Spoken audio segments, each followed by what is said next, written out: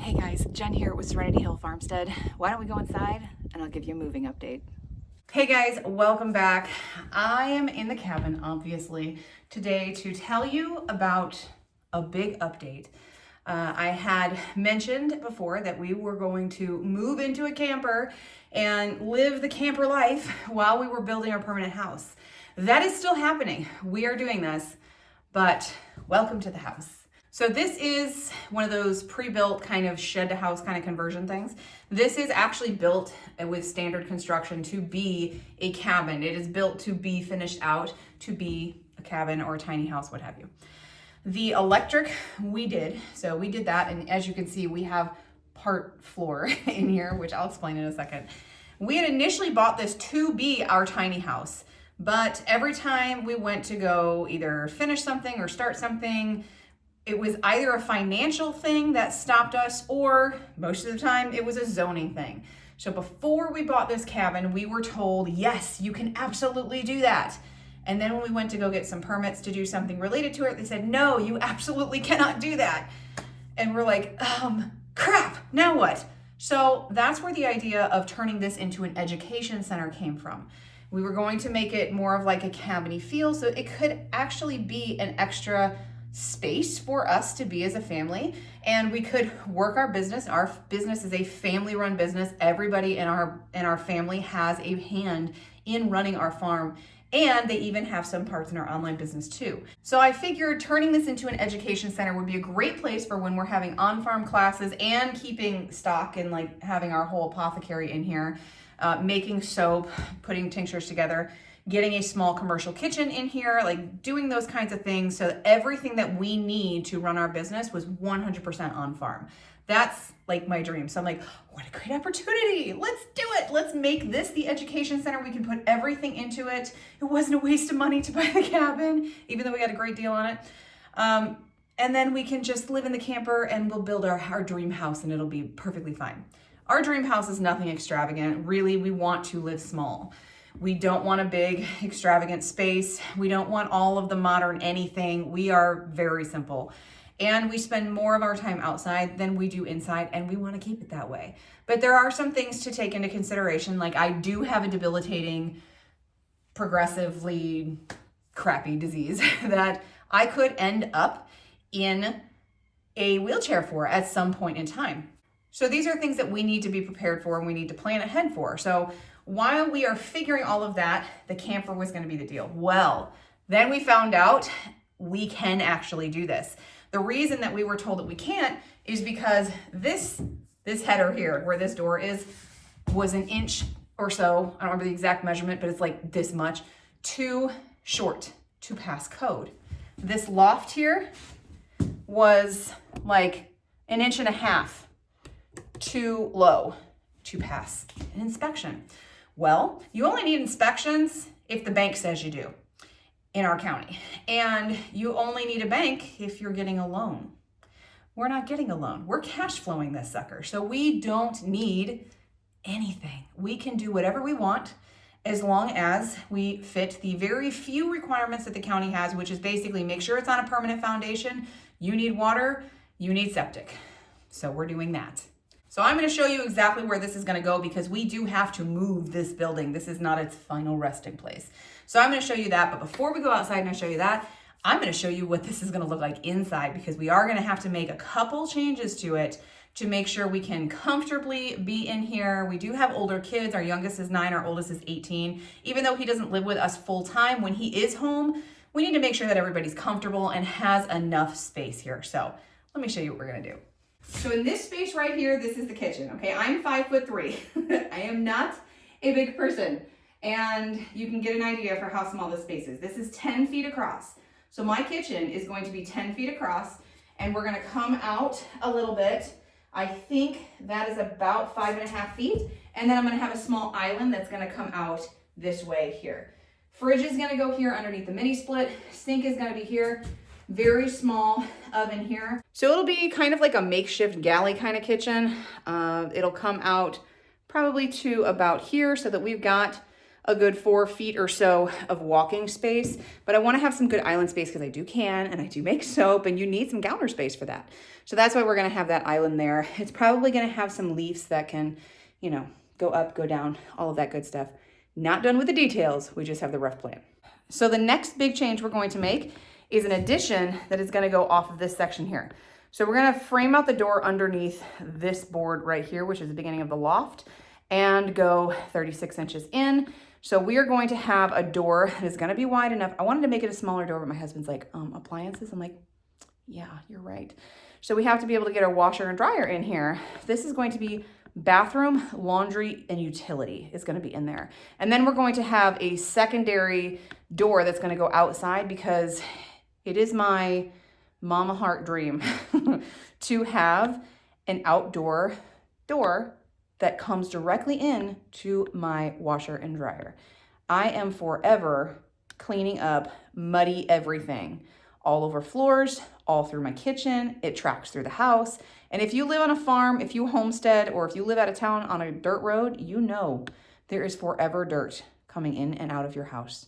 But if you have that door, it would significantly cut down on the amount that is getting tracked through your house. So big dreams coming true. We're going to have, it's going to end up being like a 10 by 14 space, plenty big enough to have a standing shower, like a 3-piece bathroom, and have a stackable washer and dryer and utilities in there.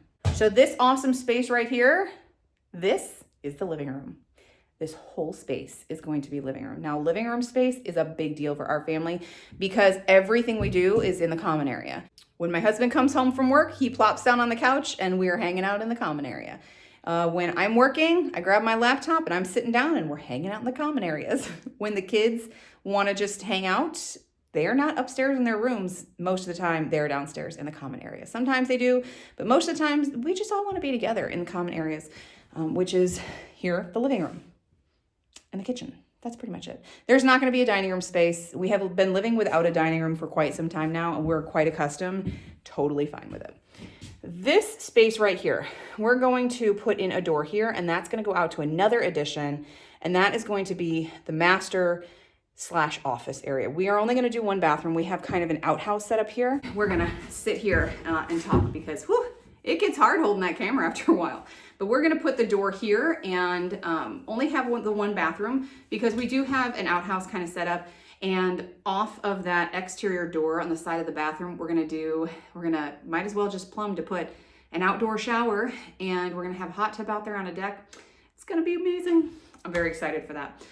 So this door here, like I said, is going to go to the master. That's going to be a sizable room. It's going to be a 16 by 18. So for a 14 by 28, that's huge. The reason we're going to do that is because it is going to be the home of the business. It's going to be the home of the apothecary, which is huge. You've seen my floor to ceiling setup with all of my herbs. That needs to come here.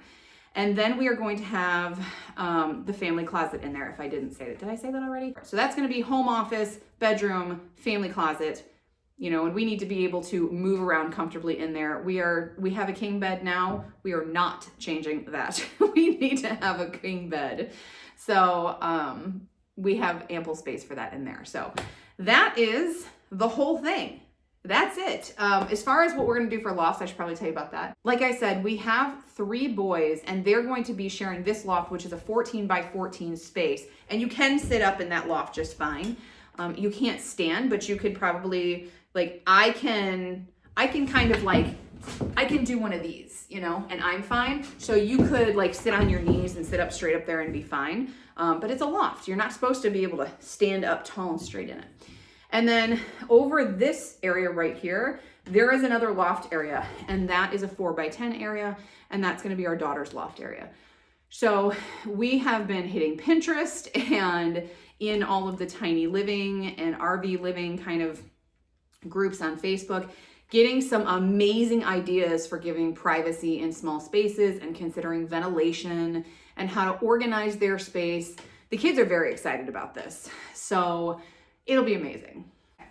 Next chair we're going to sit in. for stairs, we're gonna start them like right here, and we're just gonna do kind of like big steps that are gonna go up there. So you'll be able to climb up in there, and it won't take square footage out in there. And there's also gonna be storage in there. So that'll be super awesome to have too, because the more storage you have in these shed to house conversions, the better. And while we are on the topic of storage, this entire wall is going to be all storage, everything underneath the loft. So that's going to be 14 feet of good floor to ceiling bookshelves and storage that is going to fit all of our junk. All right, so that's the inside. Now it's time for the outside. So I showed you what we're going to do as far as additions go. So there's really no point to showing you over here because it's not going to be over here. But just kind of, if you're a visual person, the master is going to come off here. And the bathroom is going to come off here. If you can see the sticks, we did mark it out and then we measured. And then we walked over here about 50 feet and we marked out where this sucker is going to be moved to. All we're doing is moving it 50 feet because we still want to allow plenty of space for the permanent house. So, see all those pink lines? That is the permanent space for the cabin. And then over yonder is going to be the permanent space for the house.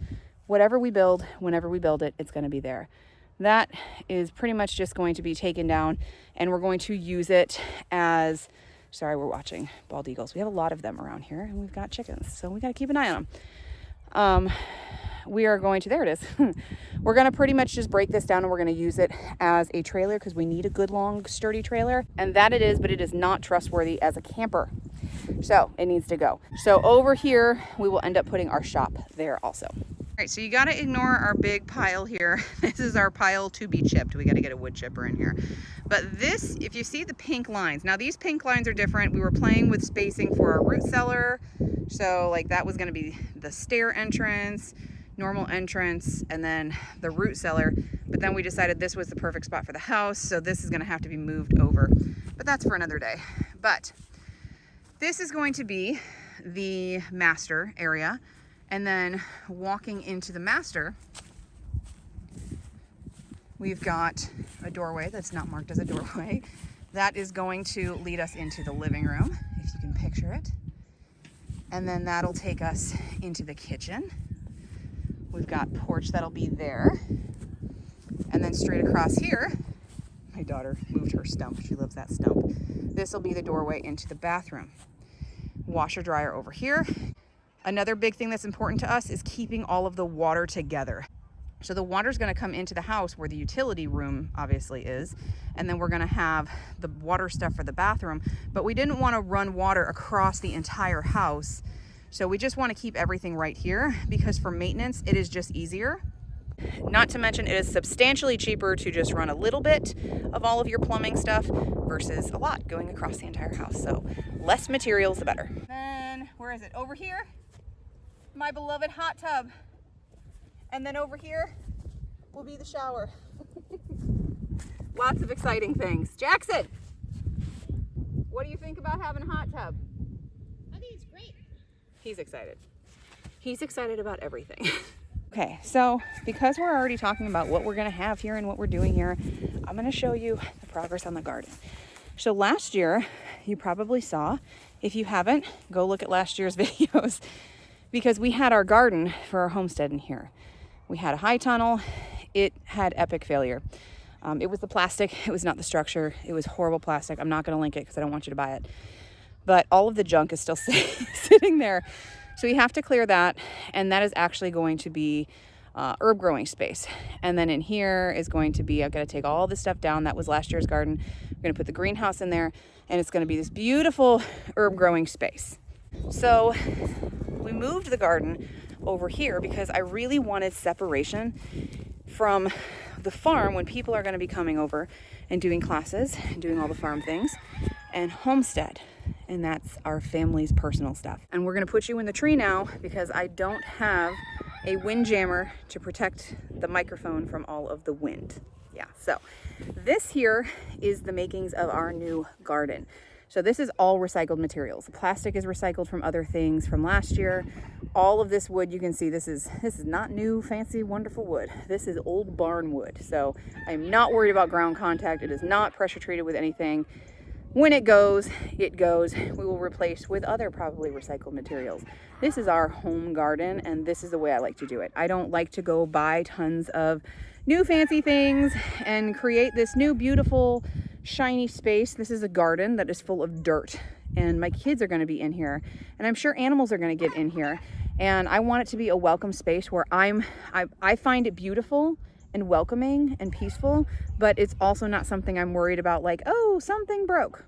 So I like to reuse, not to mention just like we're on a budget, guys. Like, and it's not a big one. You know, when people are starting new homesteads and starting farms, they go, well, you must be made of money. You're cash flowing this. People, we are not, okay? In order to do this stuff, it is years in the making. We have owned this place for 10 years almost, and we are just to the point now of being able to get out here. So it takes time. It takes time. It takes a lot of effort and energy, blood, sweat, and tears, and doing things creatively when you don't have the budget to go buy things new. So this is what we have, and I have everything laid out. So now I just need to cut pieces of wood and like make them actual beds.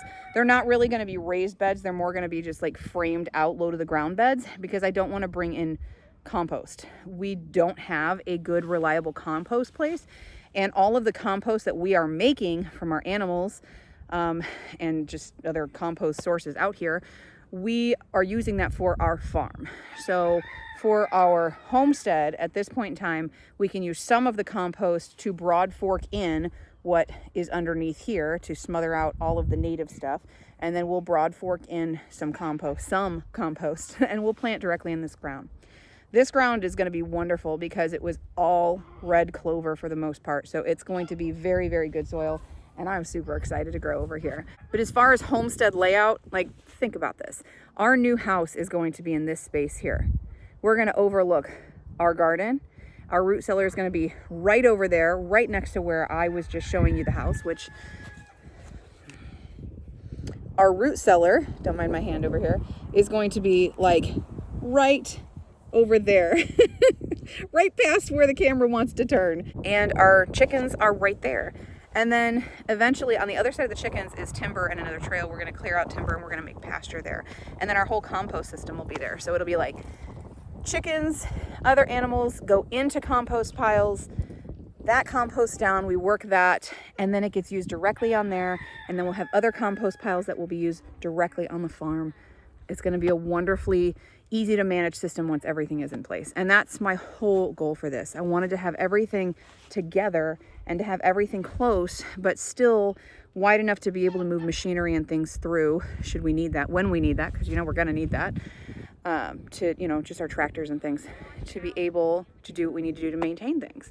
So that is all the plans. That is how everything is mapped out. Oh, one thing I didn't mention is the camper is going to go right here where the cabin is, because we do have this really nice bermed gravel pad that the cabin is sitting on. So it's perfect for the cabin. So when we get that cabin, it'll be right here. So there is your entire update. I know it's a lot of information and I am ridiculously excited about it. Hoping everything just kind of goes the way we're hoping for no hiccups, but if we do have them, I'm sure we will, because that's how construction goes. We will figure them out as we go. So all of these plans are our plans, but are all subject to change because we don't know what's going to happen. So there's your update, guys. I hope you enjoyed it. If you have not seen the videos of everything up until now, if you want to follow along with this now tiny house journey, I will put the playlist down below. It's when we got this cabin here, making the pad, when we got the land cleared. There's things here and there. Oh, that's her. I thought there was an animal underneath the cabin, which happens. I thought there was something underneath there. Anyway, it's my daughter walking around the cabin. Can you hear her? She scared the crap out of me. All right, so if you guys want to check that out, that playlist will be down below. And if you have not subscribed yet, I want to invite you to hit the subscribe button and the notification bell, because it's going to be one hell of a ride. We'll see you soon. Thanks for hanging out. Bye.